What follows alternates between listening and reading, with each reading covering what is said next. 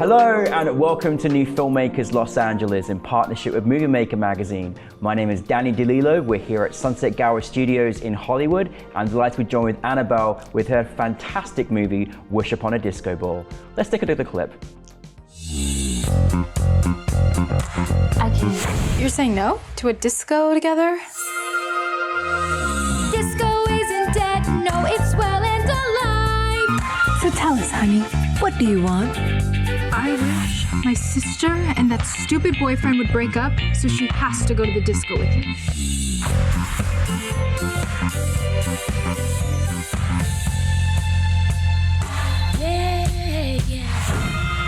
Anabel, I'm so happy to see you. Thank you. It's so nice to see you. Thank you for bringing your amazing film to us. Thank you for having it. It was such a delight to see it on the big screen with us yesterday, but for those that haven't seen it, tell us the brief synopsis.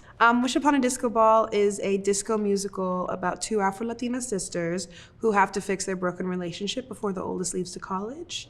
So the youngest one sees that the obstacle between her and her sister's relationship is the boyfriend and wishes on a magical disco ball for him to ruin the relationship. And the rest happens. It's a beautiful, fantastical, electric, gorgeous, like amazing musical experience that we got to see. Like I love it. I felt like I was immersed into their experience. It was such a great idea and great imagination. Anabel, where did it come for you in deciding to turn this brilliant idea into a film? So my sister's my best friend. I'm raised by my grandparents. Me and my sister were not raised together. It was kind of just one of those long story over coffee. I'll tell you the family dynamics. But my sister and I started getting closer later in life. And when my grandfather passed away, we kind of really, really bonded over that. And so that was just like a really intimate relationship that me and my sister created based on trauma, essentially. And so I went to USC. This is my thesis film through USC. Congrats. And thank you. I'm in a lot of debt, so. Money. And so it was just a thing where your thesis comes around and your thesis needs to be you, and you get all of this advice about what your thesis should feel like, and everyone wants to make these big pieces that say so much. And I think I just decided that I wanted to say thank you to my sister in my final year. And so I was on the phone with her, we were talking, I was like, what am I gonna do? I was really, really obsessed with Donna Summer at the time. I was just going through a phase. And so I remember hanging up the phone with her, sitting down in front of my computer and just like having the first draft of Wish Upon a Disco Ball pour out in literally like a night. Yeah. And sometimes I think that's how stories just get to you. They just kind of happen. They just, you wake up and they're there. So I love that. It was, things change obviously as the drafts came, but the original idea of two sisters that bond after one of them forces the other one's hand was kind of fun and easy and light and what I wanted. Just so you know, you inspired me to not only, I had a little dance and I watched your film, and then when I got home last night, I got my vinyl Donna Summer out last night, because, you know. Oh my God, so, serendipitous. That's exactly. Incredible. That's where you took me, so thank you for that. She's also the hair, like, goddess. We love you, Donna, okay? We love you, Donna. But it was lovely that she had a feeling in your film, and she, you know, put a part to play. But I love this. This is a dedication to your sister. What a lovely thing to do for your wonderful sister. And listen, like, I just think the magic that you put behind this, you know, between the sisters and the disco ball and their relationship and letting nothing come between this. Like, I know you come from a musical background. It's not easy creating a musical. Like, I'm like, oh my goodness, look at Anabel go. Like, how do you start? How does that go? How did you know how you wanted to feel? Like, tell us a little about that journey. So my undergrad's in musical theater. Or my undergrad is from Florida State, and I like specialize in musical theater. And I think I just realized that I love story, but I love story and song. And I got really lucky that I met my composer while I was at USC. So my first film that I finished there was a a Beach Boys style musical, and what he and I did was we just kind of obsessively listened to the Beach Boys and then try to adapt that sound for a story that I had. So with Wish Upon a Disco Ball, we did something similar where we analyzed disco music, like literally critically. We were like, okay, what makes disco music disco? So there's cowbells, and we have like really high rings, and the guitar is not super electric, but it's like really, really, really like steep in the music. And so we kind of just started finding all of these qualities. After we finished studying all of the disco, the qualities of disco, we went to the story and we attached it. And I think something you learn from just watching musicals and knowing musicals is when a character wants to sing. So we kind of pinpointed that in the script. And then it was just me and my composer, me writing lyrics, me sending those to my composer finding the music, sending me back the music, and us kind of having this really beautiful collaborative relationship with the producers were already on board, so they obviously had a lot of input like on if they thought it worked, and we kind of just did it that way. For some songs, the music came first, and for some songs, the lyrics came first, and I think there's like a happy medium. Yeah, and what's the most, always what makes an amazing musical is when the lyrics get in your head, and you certainly did that. Like, I was like, oh my God, you've like created these catchy tunes. On set, we were singing them all. My first AD was like, if I have to listen to like Wish Upon a Disco Ball one more time, because the girls actually, the name of the movie is in the songs. Yeah. And so my first AD, every once in a while, everything was rushed and he was angry at us because we weren't getting the setup on time. I would still hear him sing it, and he's like, I hate this. Great. And I'm like, yes, that's earworm. Success right there. Yeah, that's an earworm. We love that. And congratulations on doing that, because it's not easy to be able to do. I know it's what you studied and stuff, but that's an amazing achievement, and I can't wait for the musical on Broadway. So one day. There will be. There's a feature version that I want to adapt into a play. Can't wait. That's maybe. Amazing. Yeah, please. First, let's talk about the relationship between these two sisters. Like, how wonderfully led it was by these two brilliant actors. They're incredible. How did you go about finding your cast? I mean, this is something very personal to you, and between a relationship with your own sister. Like, what was that experience like, casting and then finding your cast? Afro-Latinas are just hard to find in general in LA, and I think it's because we come from a culture where artistry isn't really gifted. Like, you can't, I told my mom I wanted to be an artist, and she was like, you're gonna be poor. And there's nothing that you want less for your child than for them to struggle. And I think it was really, really hard when I started to be like, I need someone that can sing, I need someone that can dance, I also need someone that's Afro-Latina. The pool was really small, and so we struggled for a while. We hired a casting director, and even she was like, I don't know what's going on, it's really difficult, and I'm like, yeah, there's so few of us. And then we got really lucky that USC put on a mixer with the film school and the school of cinema, or the drama school. And I was like, you know what? I'm really tired, but let me just see. Because she also needed to be young. That was the thing as well. We found so many great actresses that were too old to play high school. And so I went, and she was literally Alexis is incredible. She plays Olivia in the film. Very good, yeah. And she was just like at a table across the room. And I walked over to her, and I was like, I've been looking for you. Hi, I'm Anabel. And we had this great organic conversation.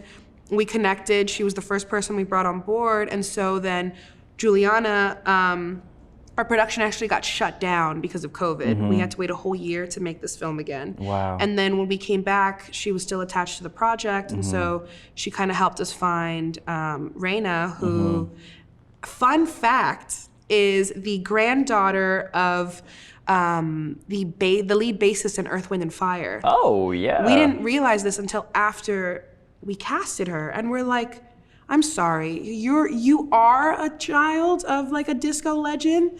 And it was just like one of those moments where you're like, okay, the universe is talking. Universe, we hear you. Earth, Wind & Fire, yeah. Oh my God, wow. And so it was just, she was the first person we auditioned to when we came back looking for a Juliana. Wow. And no one ever matched her. No one ever matched Reina. And we were like, that's the sister. And then they had great chemistry. They're friends to this day. They both of them FaceTime me together, and they're like, we miss you, like a year after we made the film. So it's nice. As a director, it must have been literally a ball to direct a film like this as well. And especially, I mean, my goodness, I can't believe it's your thesis film. It feels like you've done this like your 50th film, you know what I mean? Like seriously. And so what was it like, and what was it like directing, and what's kind of your style and the way that you work with your actors?